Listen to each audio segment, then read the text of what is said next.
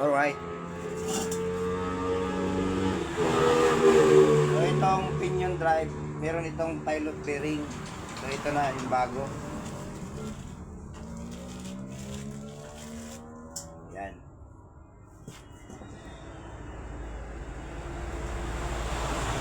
So kukunin ko itong sleeve niya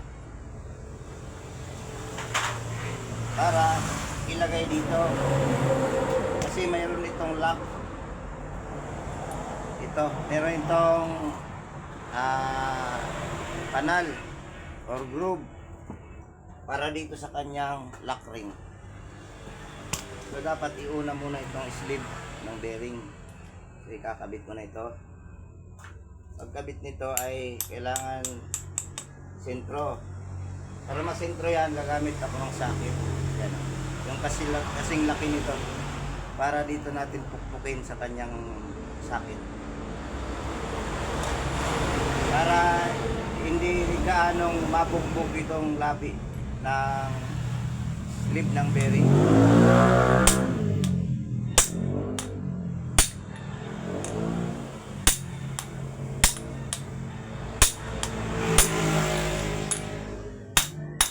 So ayan, sagad na yan. Ngayon, alagay ko na itong lock ring. Gamit tayo ng circlip plier. Itong circlip plier ay palabas ito. Yung function dito ay palabas. So bubukayin natin ito.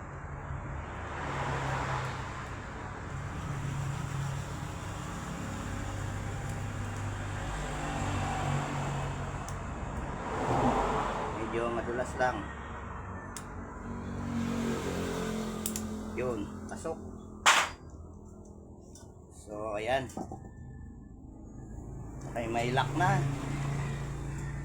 So next, itong kanyang pilot bearing ay ilalagay ko naman doon sa kanyang housing, differential housing.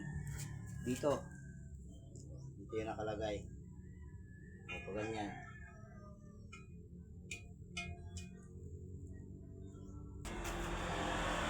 Gamitan natin itong pang push.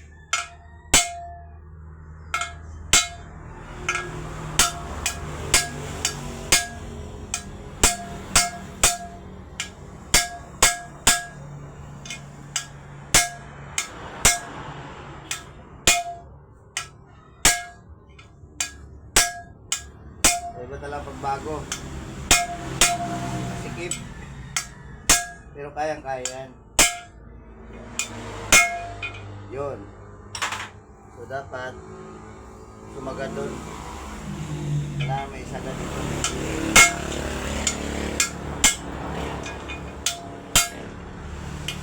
So itong pilot bearing meron itong lock na bolt. Yan o. May washer na tagkabilaan para hindi siya lumabas. Yan o.